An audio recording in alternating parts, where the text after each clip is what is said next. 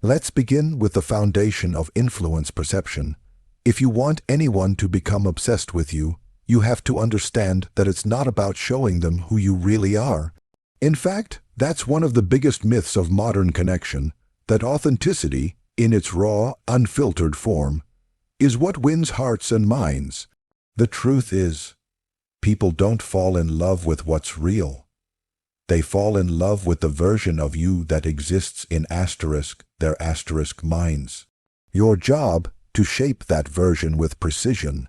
Think of yourself as a sculptor, but the material you're working with isn't clay, it's someone's imagination. You want to be seen as desirable, mysterious, confident, powerful, not because you say so, but because every move you make whispers it. People don't chase facts, they chase stories. So what story are you telling the world when you walk into a room? The Machiavellian approach doesn't begin with manipulation in a sinister sense. It starts with control of yourself, your image, your presence. This doesn't mean being fake, it means being intentional. Everything from the way you speak, the way you hold eye contact, the pauses you take, the way you dress, it all contributes to the myth you're building.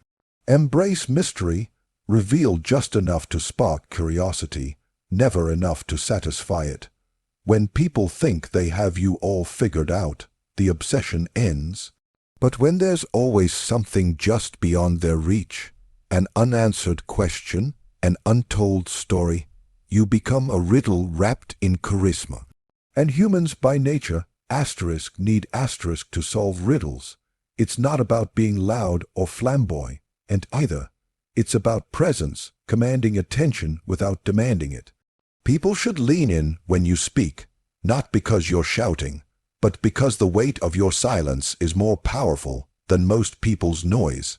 When someone perceives you as valuable, rare, fascinating, they begin to place you on a pedestal. And the higher up they place you, the more they protect their own investment in you.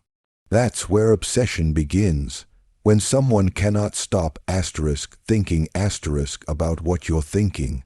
Now, let's not pretend any of this works if you don't have emotional control. One of the core tenets of the Machiavellian mindset is to never let them see you weak.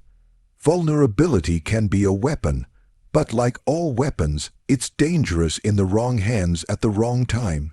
If you're constantly reacting, over-explaining yourself, over-apologizing, panicking when someone pulls away, you've lost the frame.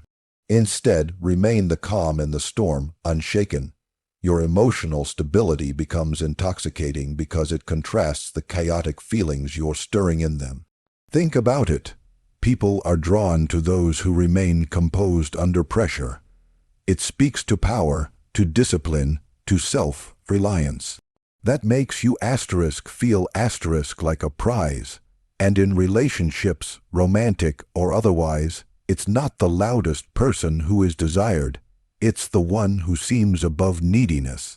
It's ironic, of course, the more self-sufficient you appear, the more people want to be the one who breaks through your calm.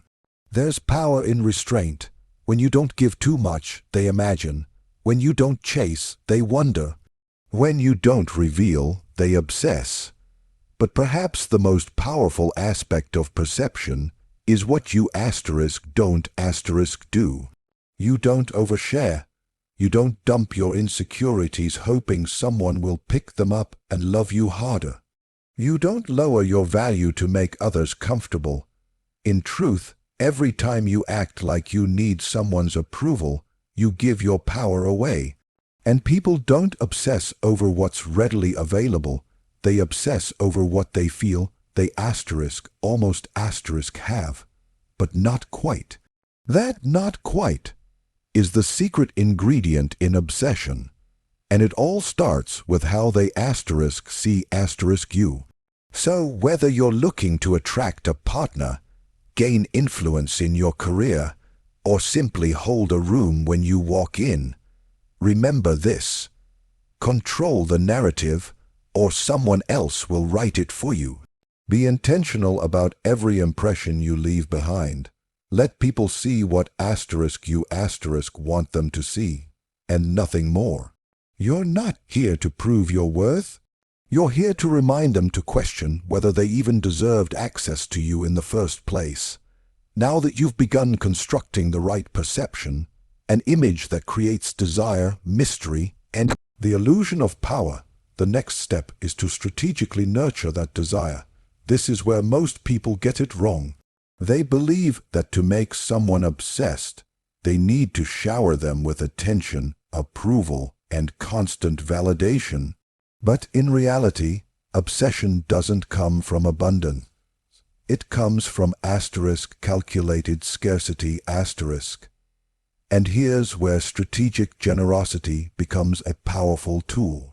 True influence lies in giving just enough of yourself to create longing. Not too much, not too little. You offer value in moments, in small, meaningful doses that leave them wanting more. Whether it's a compliment, an invitation, a moment of deep vulnerability, or a simple gesture of kindness, timing and intention are everything. This isn't about being manipulative. It's about being aware of how human psychology responds to intermittent rewards. We're wired to chase what is just out of reach. Predictability is comforting, but it never creates obsession. Obsession thrives in uncertainty, in the thrill of unpredictability. When you practice strategic generosity, you become a kind of emotional drug. You spark pleasure, safety, or excitement in their life, but in limited availability. The moment you become too accessible, their brain adjusts, normalizes you, and eventually takes you for granted, but that isn't your goal. You want them waiting for your messages. You want them reading that single line you sent 4 hours ago. You want them analyzing what your silence could mean. That space, that asterisk is not empty, it's power. And the beautiful thing about generosity, when used intentionally, is that it can completely disarm people. A well-timed compliment, especially when unexpected, can sink into someone's mind and echo for days. A text that says, "I was just thinking about our conversation earlier. You really made me laugh," is simple but powerful. It makes them feel seen, appreciated, chosen. But here's the trick. Don't make it a pattern, make it a moment. Give the gift and then pull back. Let them sit with the emotional high. Let them associate you with that feeling. This also isn't just about words. Strategic generosity can be a subtle touch on the arm during a conversation. Eye contact that lasts just a second longer than expected. Or a compliment dropped in passing and never repeated. You're creating moments that stop time, moments they replay in their heads later because you didn't flood them with validation. You left them starving for more.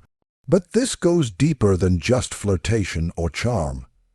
When you create value in someone's life without asking for anything in return, you carve a space in their mind. You become someone they want to impress, please, hold on to. You become a puzzle.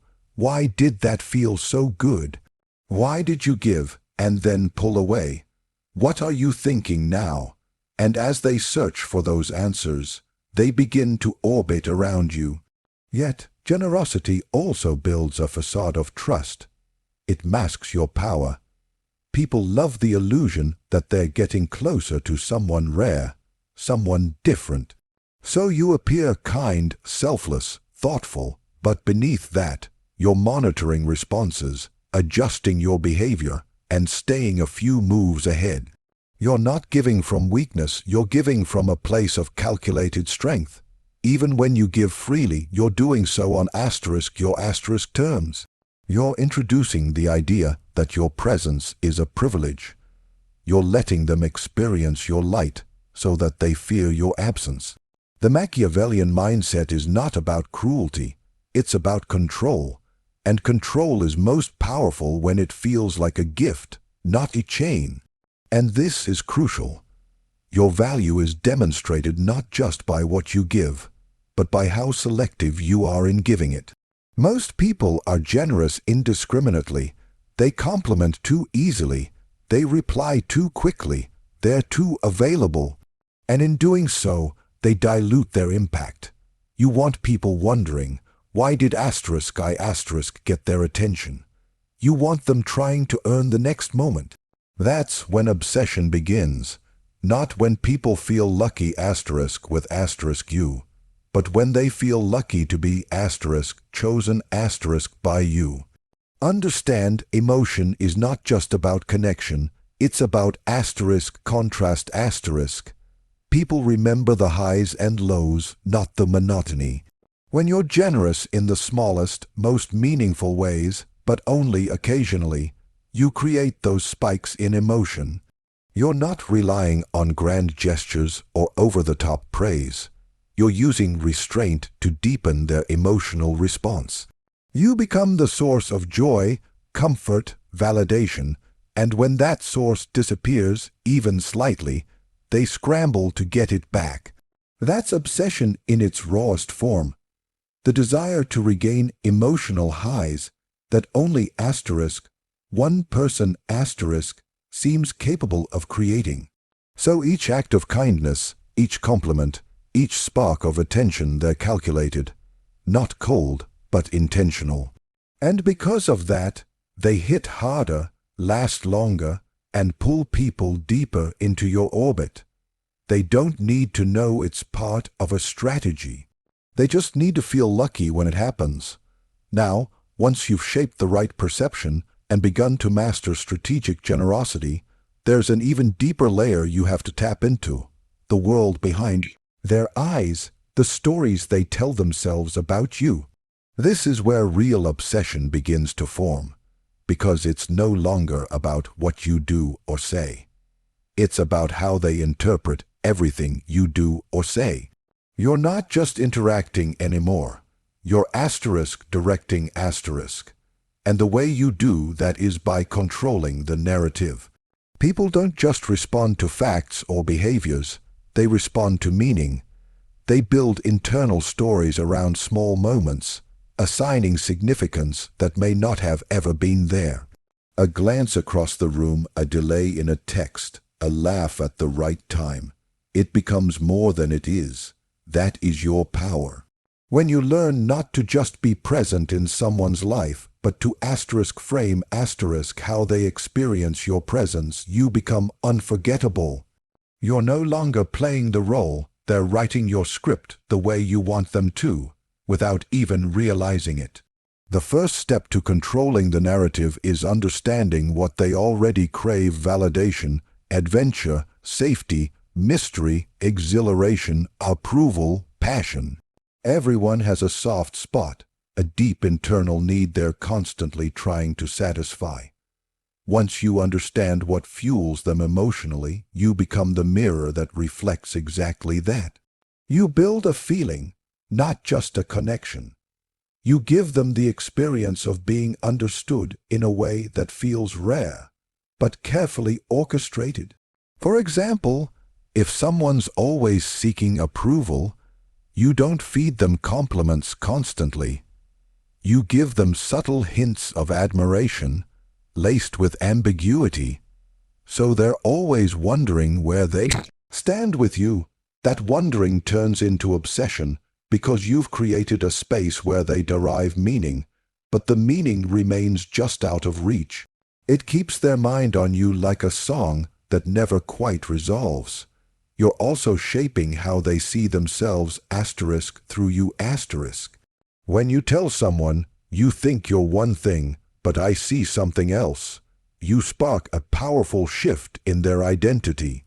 Suddenly, they view you as someone who understands a version of them, even they haven't fully accessed a guide, a mirror, a challenge.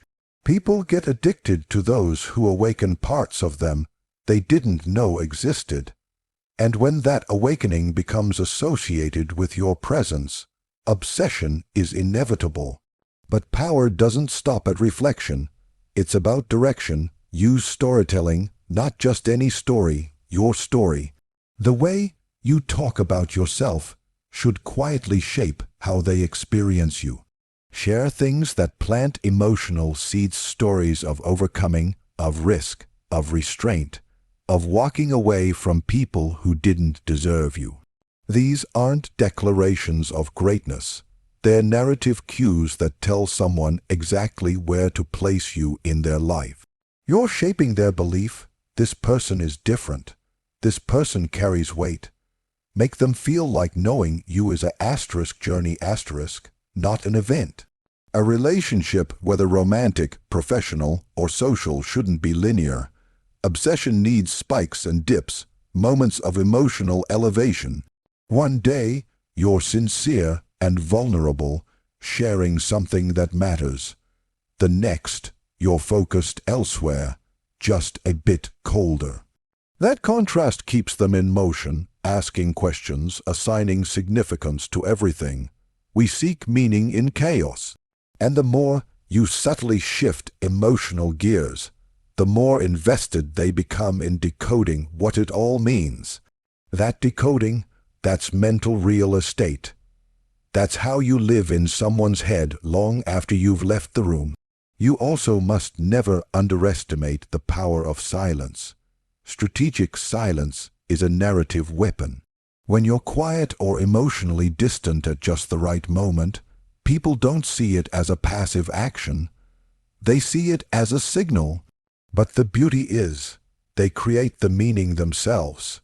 Some will think you're deep in thought. Others that you're mirroring their feelings, or maybe even losing interest. That uncertainty leads to searching, and searching leads them back to you. Silence doesn't push people away.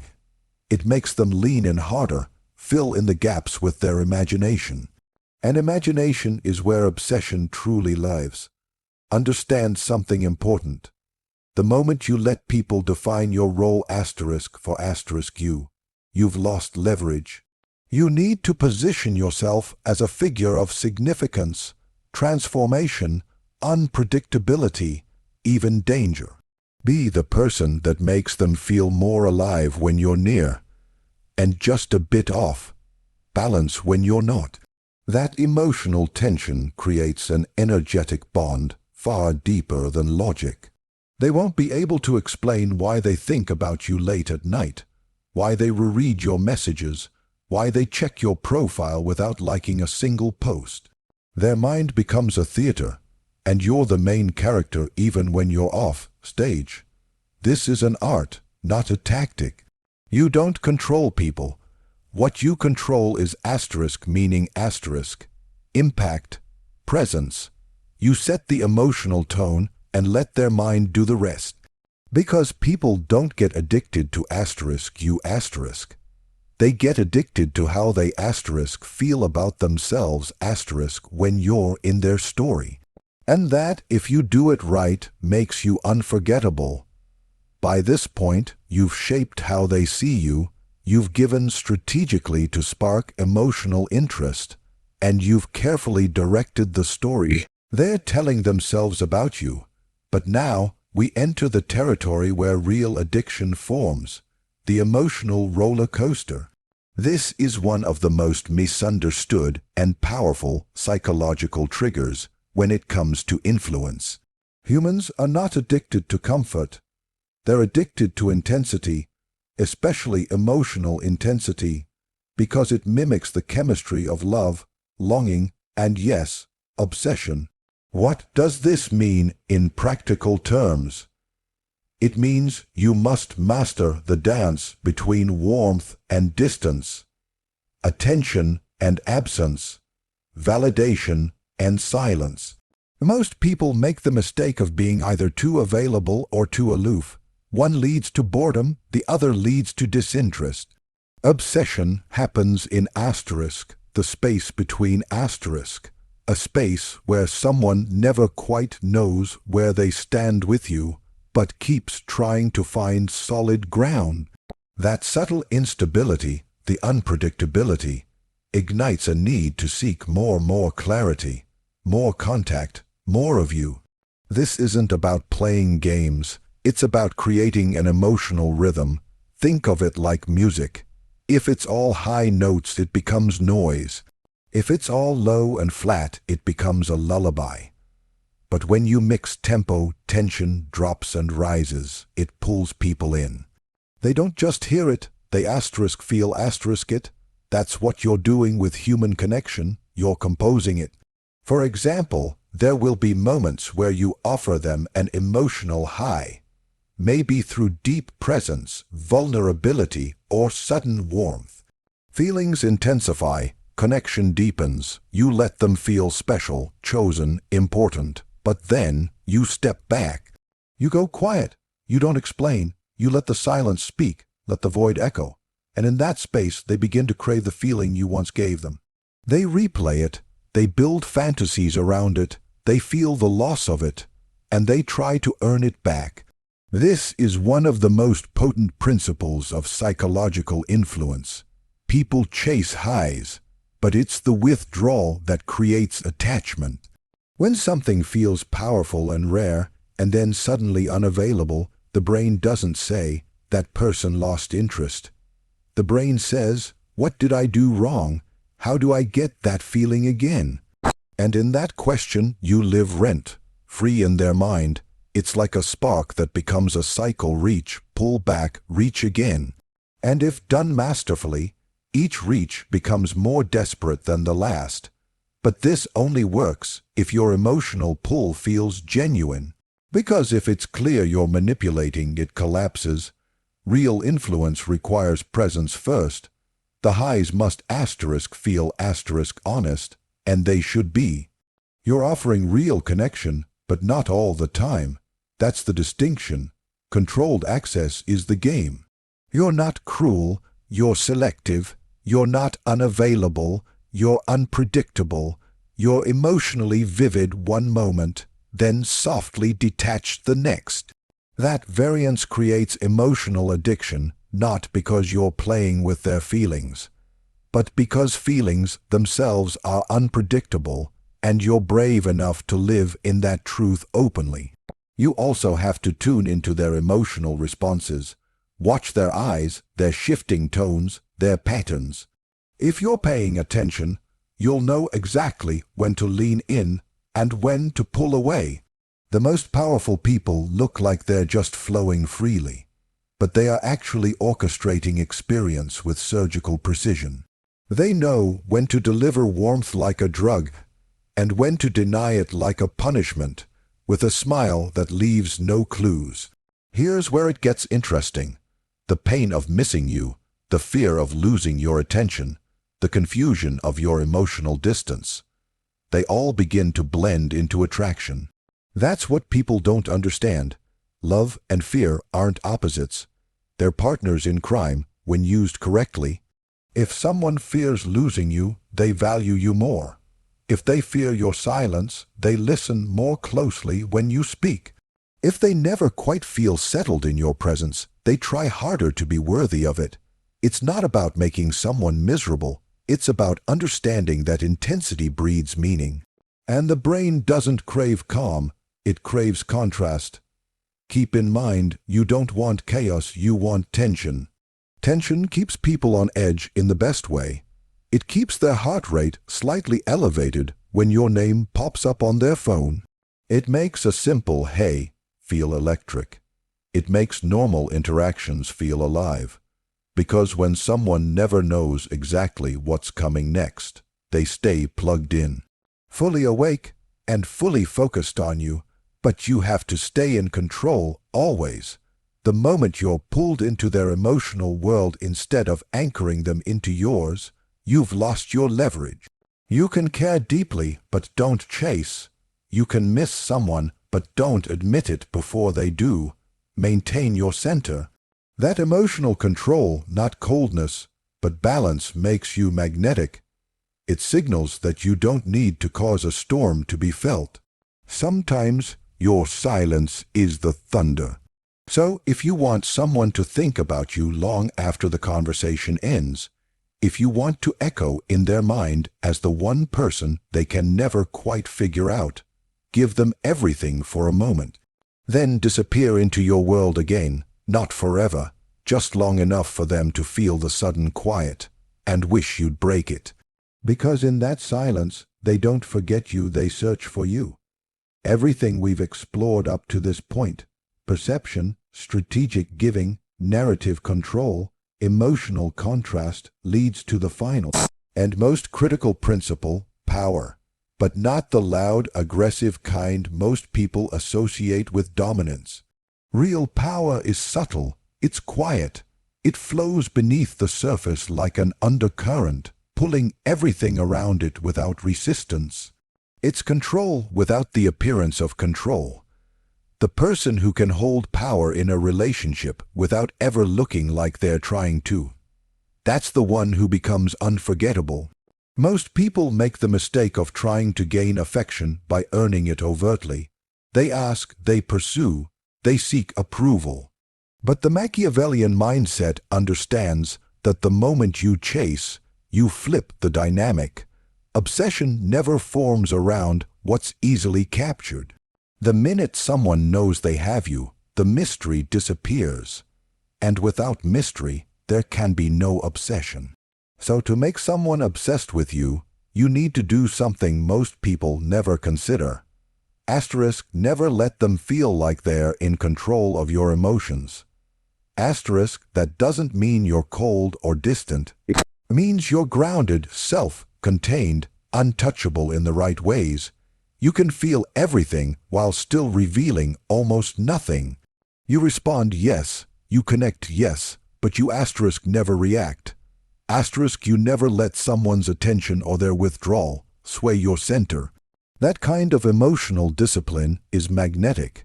It makes people chase you not because you're trying to be hard to get, but because you asterisk are asterisk hard to affect.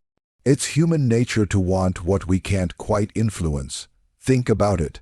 The people we obsess over aren't always the most available or attractive. They're the ones whose energy is just out of reach. The ones who smile at you and then keep walking. The ones who pay attention without becoming predictable. Those rare few who maintain a sense of sovereignty no matter what.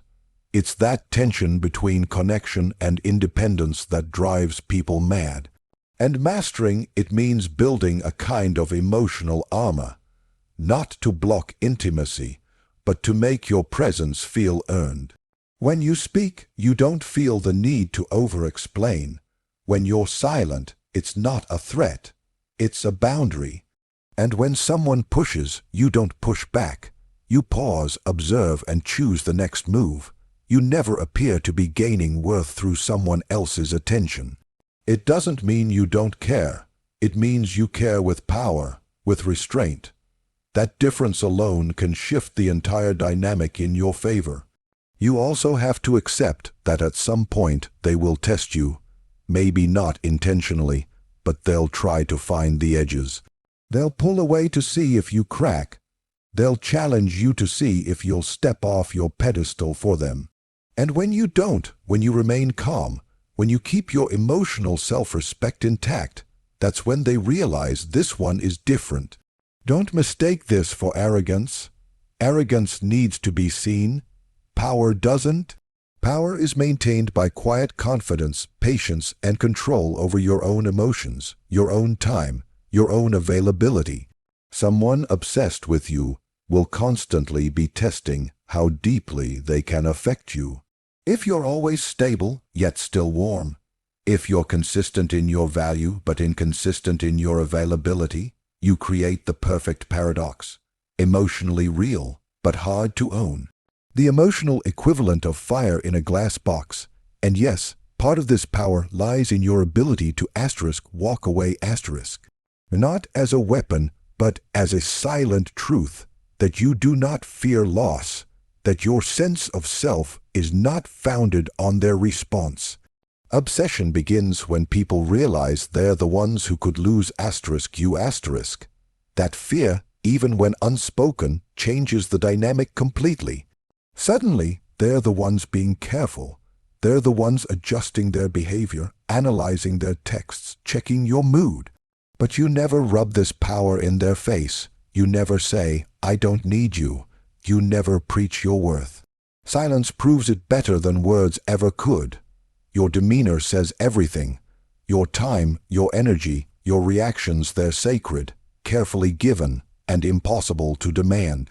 When you make someone work for access to the real you, they begin to value every piece of it tenfold. And then there's perhaps the most overlooked but potent part of it all. Let them believe they're choosing you . Let them think it's their idea to earn you, to chase you, to keep you close. This is the final move in the Machiavellian mindset. Not domination through force, but influence through freedom. You shape the perception, but let them hold the illusion of control.